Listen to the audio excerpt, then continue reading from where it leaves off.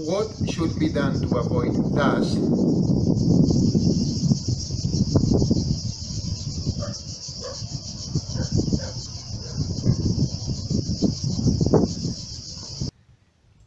And do not come to this.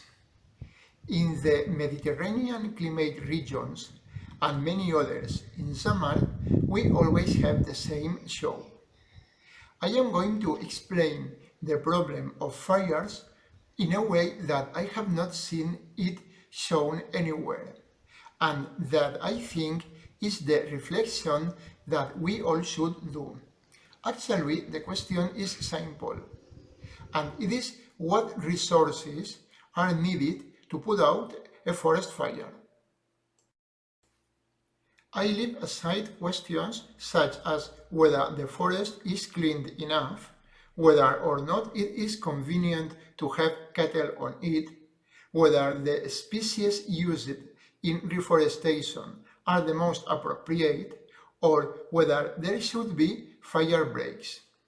It is clear that all these influences, but what I propose is, when we have declared a fire, for whatever reason it has started, what resources do I need to be able to put it out as soon as possible with probabilities of success?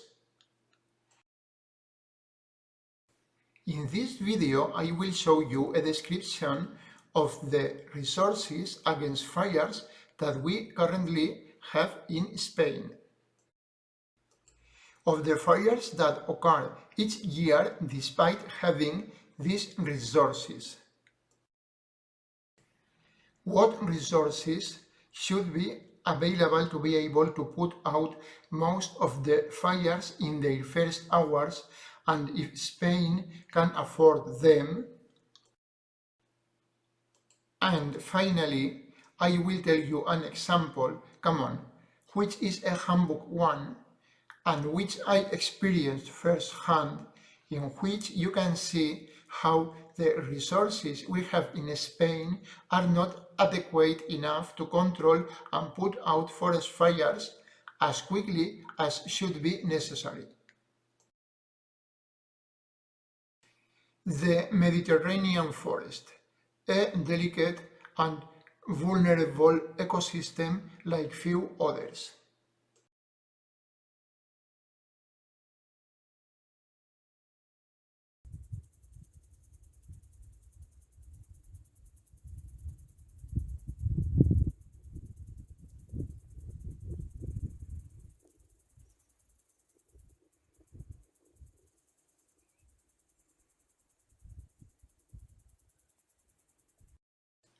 Adapted to difficult climatic conditions, with irregular rains, often torrential.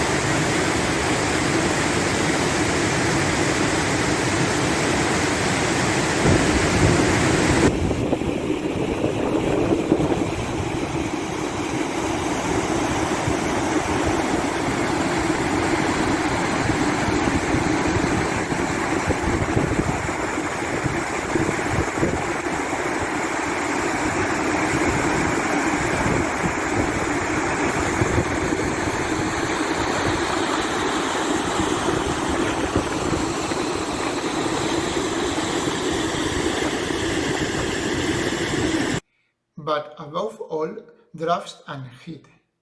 Very hot. This forest can endure 4 or 5 months without raining and severe heat waves in summer. But the worst enemy they know is fire. In Spain, we dedicate huge amounts of money in material and human resources to fight against this problem. We currently have about 258 firefighting aircraft. The most important, 13 large-capacity amphibious aircraft, capable of carrying up to 6,000 liters each. 39 cargo planes on the ground with a capacity of 3,000 liters. 69 middle helicopters of transport and extinction with a capacity of 1,200 liters. 93 light transport and firefighting helicopters with a capacity of 900 liters. And 13 high-capacity helicopters, including 8 Kamov K-32 with a capacity of 4,500 liters. With these resources, besides land-based resources, in the summer of 2015 it was possible for the first extinguishing resources to reach the place of the fire in the first 50 minutes from its detection in 40% of the cases, and in the first half hour in 77% of them. And that year, 80% of the fires were extinguished in less than 6 hours, but those 20% that needed more than 6 hours were the ones that burned 78% of all the forest area burned that year. Therefore, it is essential to be able to control a fire before it reaches large dimensions. The reality is that the fires are repeated year after year, burning tens of thousands of hectares a year. In 2022 and until August, we already have in Spain 200,000 hectares burned. In the province of Alicante, many mountain ranges have suffered the impact of these fires. If one crosses the province border between Alicante and Valencia, one will see that its 80 kilometers of mountains have suffered some kind of fire in the last 30 years.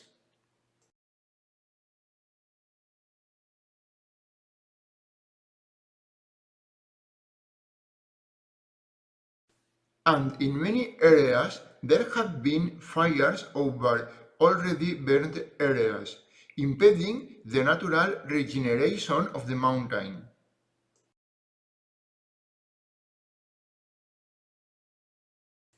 Anyone who travels through the Valencian community or flies over it from the air will be able to verify the bleak panorama in which the east of Spain finds itself. Something is wrong, not the professionalism of the staff who fight the fire, who do a magnificent job giving the resources at their disposal. The real problem is that these resources, as awesome as the numbers may seem, are totally insufficient to extinguish the fires.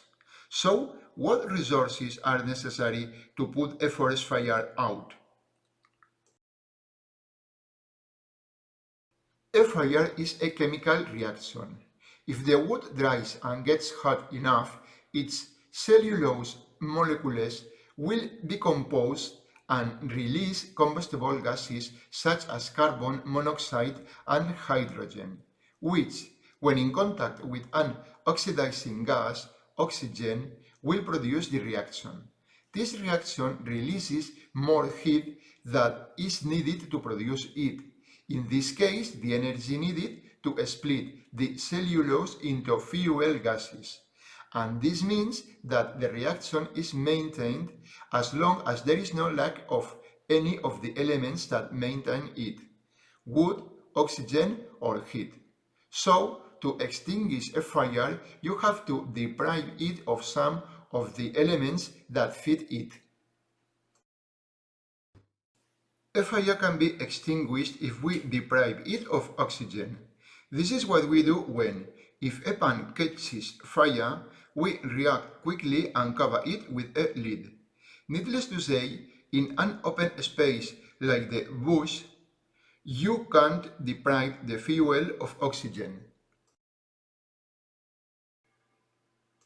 Fire can be deprived of the material that originates combustible gases, wood. This is achieved by opening firewalls, which have proven effective in many situations. Especially when a fire is already out of control, many times the only hope is to hope that when it reaches a fire break, it will be extinguished, or at least reduced in intensity enough to be able to put it out completely. But the most direct way to put a fire out is to deprive it of the heat that fuels the chemical reaction. To put out a fire, you have to cool it faster than it gives off that heat. If the fire of this bonfire gives off heat with a power of 6 megawatts, we need to cool it at least with a power of 6 megawatts. If this is achieved, the fire will be extinguished. So the resources of firefighting must achieve that. It is necessary to pour a continuous flow of water intense enough to cancel the excess energy that is released in the chemical reaction that is the fire, so that this reaction does not continue to occur, and then the fire will go out. Let's now see the cooling power of water. A liter of water at 15 degrees Celsius needs 85 kilocalories to raise its temperature to 100 degrees. 1 kilocalorie for each degree that we want to raise the temperature of the liter of water. And then it takes an additional 538 kilocalories to turn that liter of water into steam. In total, 623 kilocalories of cooling power, which converted to kilojoules is 2608 kilojoules. Therefore, a flow of 1 liter per second will provide about 2600 kilojoules per second, which is 2600 kilowatts of power, which converted to megawatts will be 2.6 megawatts. So, a flow rate of 10 liters per second will provide 26 megawatts of cooling power. This if all the poured water turns into steam. Let's assume that not all water poured on the fire evaporates. If we consider that only 60% of the discharge flow evaporates, that flow of 10 liters per second will still provide about 15 megawatts of cooling power. But we can also assume that the more intense a fire is, the greater the percentage of water that evaporates when poured on it, and therefore the efficiency of those 10 liters per second is closer to those 26 megawatts.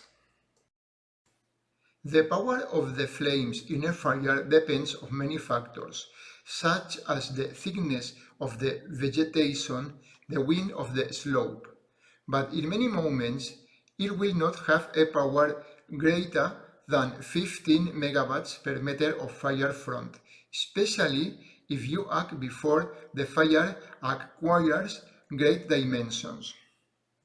If a surface fire has a power of more than 3 megawatts per meter of fire front, it can spread to the treetops and have powers of 10 megawatts or more per meter of fire front. It is true that a fire can have powers of 100 megawatts per meter or more, but in many situations this will not be the case. So, to put out a fire, you need to pour water without interruptions on the fire front with a flow rate that cancels those powers. As long as we do not have an infrastructure capable of providing these flows of water, we will not be able to turn it off. That is the only reality, and also, if possible, no later than half an hour after the fire breaks out, to act before it reaches larger dimensions.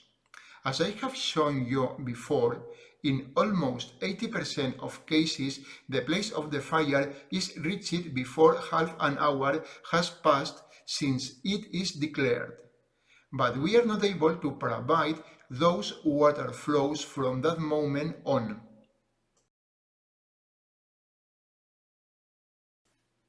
Does anyone believe that the helicopter that is going to unload in this image and that it is going to take at least 10 minutes to return or to be relieved by another is going to be able to put that fire out? A seaplane can dump more water, but it will have to return to the base or a reservoir to recharge so it can dump again. How long will it take to return or be relieved? Half an hour? Will he be able to extinguish the entire lane of fire with a single discharge? Because if not, in that half hour the fire will continue to spread along the flanks. I am not criticizing the professionals who work on firefighting, who do too much for the resources at their disposal. I criticize the lack of resources. So, what resources are needed? How do you manage to pour those flows of water uninterruptedly that I mentioned before? To begin with, a network of high-altitude water reservoirs separated by a maximum of 10 kilometers from each other is needed. This is not a problem, and in fact, many Alicante mountains already have them, and at a shorter distance. They usually have a capacity of about 200,000 liters.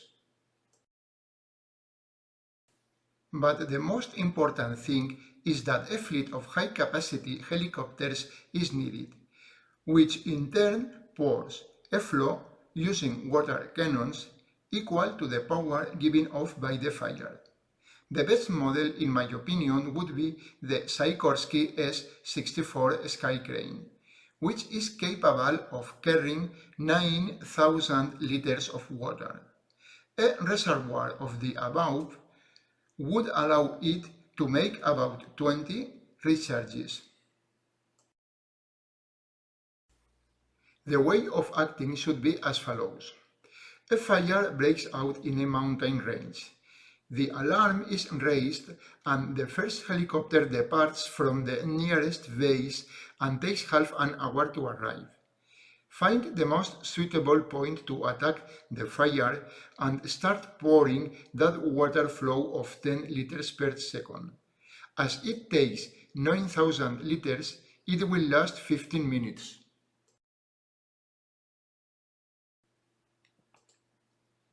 After those 15 minutes, a second helicopter must have arrived in the area to take over, and then the first helicopter will have 15 minutes to travel to the nearest reservoir, recharge, and return to the point of the fire, where it will take over from the second helicopter.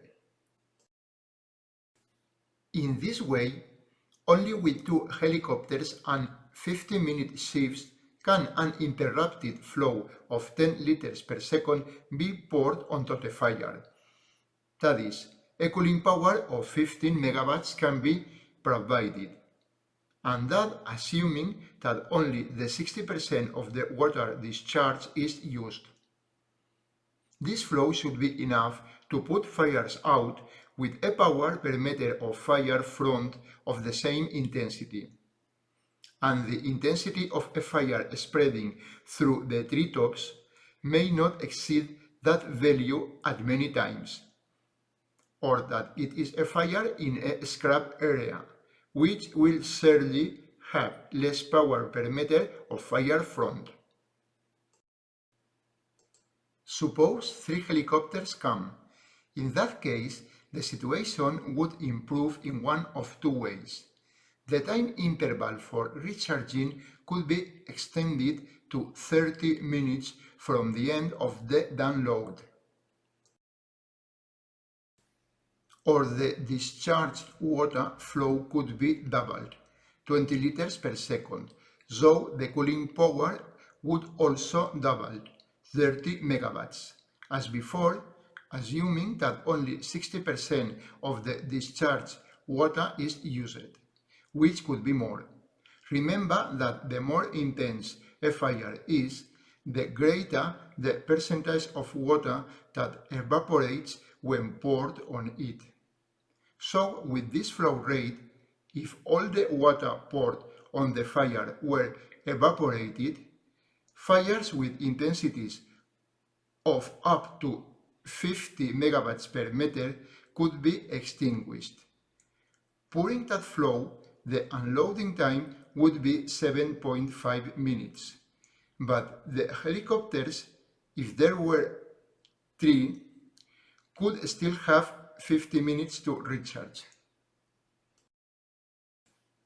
30 Sikorsky S-64 helicopters, or a model with the same capabilities, distributed throughout the peninsula, the Balearic Islands and the Canary Islands, would make it possible to deal with many fires in the manner I have just described. And how much would all that cost? I admit I don't know how much a Sikorsky S-64 costs. Let's say it costs about $40 million. That would make $1.2 billion. Expensive? I don't think so. The high-speed railway from Madrid to Albacete and Valencia cost 5,900 million euros. And this is just one of the many public works that have been carried out in Spain in recent years. Or put another way, Spain bought 70 Eurofighter combat aircraft a few years ago, whose price is estimated at 90 million euros each. If we can buy and hold one thing, we can buy and hold the other. In the summer of 2019, we suffered a fire that perfectly shows how insufficient the current resources we have are, and at the same time the good work carried out by the firefighting units given the limited resources available to them.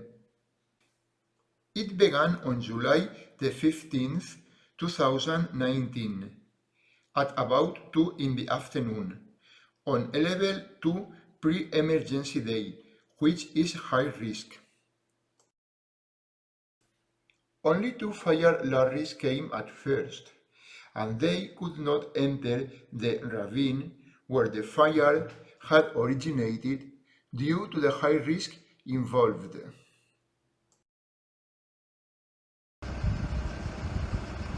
Bon dia, amics. Avui sí que és un dia de les pitjors que puguem tindre en el poble de Beneixama. La Solana està en pleno. És una ratonera i no poden accedir ahí els bomberos.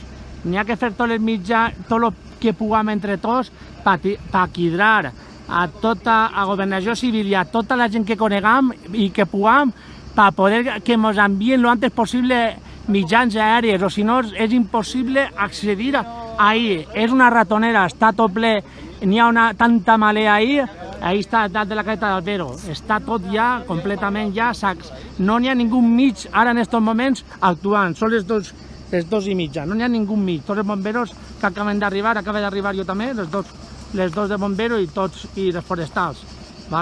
Intenteu cridar a tots els contactes que pugueu, per favor, y anem a coordinar-vos tots per enseguida que puguem entrar a començar així a apagar foc, o si no ens quedem sense solana, Un abraç, amics, i estigueu atentos. But no aerial resources came at first. If at that time a flow of 20 liters per second had begun to pour without stopping, when the fire would not have a perimeter of more than 100 meters, that fire would surely have gone out at that time. But no aerial resources came. The fire got out of control, and in the following half hour it moved in a southeasterly direction, burning 4 kilometers of mountain.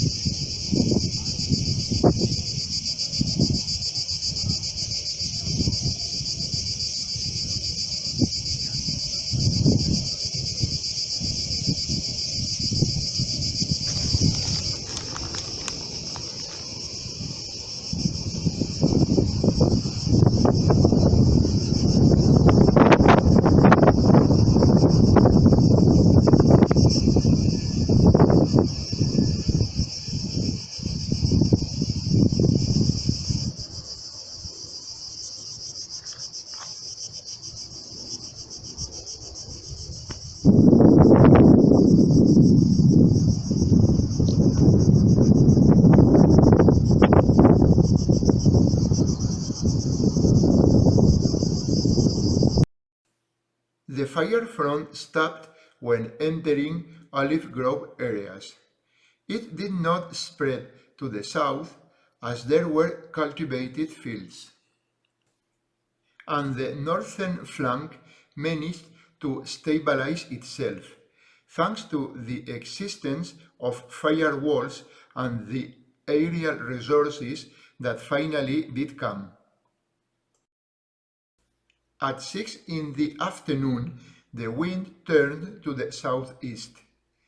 The fire did not spread to the north because that flank was already stabilized, but it did spread a little to the west.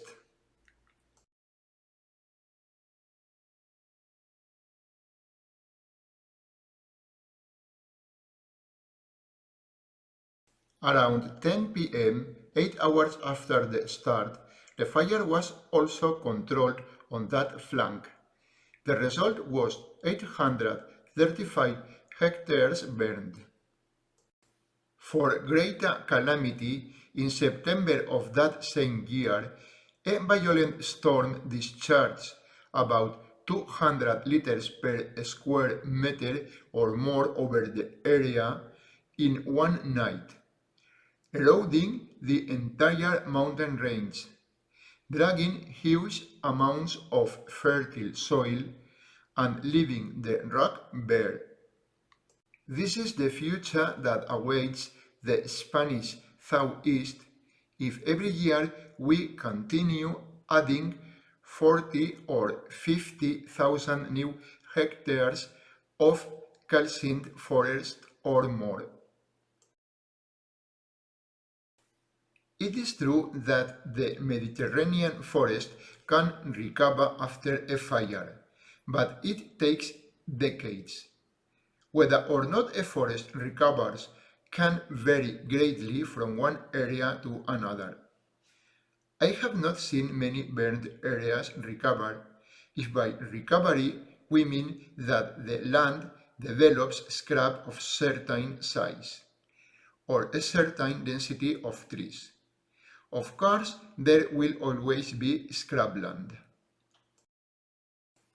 This is an image of the Sierra de Mariola, burned in 1994. After 28 years, where is the forest? In addition, many mountains do not recover because they suffered a second fire in less than 20 years. This is the Sierra de Bocairente, burned in 1994 and 2010. And this is how it is now. A lot of bushes, but not a single tree. As long as the interval between fires is less than the time it takes for a forest to recover, it will never recover. I mean, if a mountain needs 30 years to recover and it burns every 20, it will never regenerate. And with the current rate of fires that we have in Spain, can anyone assert that the mountains that have already been burned once will not suffer another fire in the next 20 years? It's only a matter of time before all the mountains are burned. I am not saying that all the fires can be put out with the resources I propose, of course, nor that 30 helicopters like this could be enough. But many more fires could be extinguished and much sooner than those that can be extinguished with the resources we have now. But to achieve that, we have to spend much more money than we currently dedicate.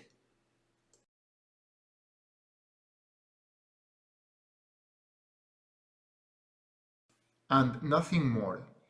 I leave you a link to a spectacular video of how a Sikorsky manages to load 9,000 liters in a minute and a half, move to the place of a fire in a few minutes, and unload. That's all.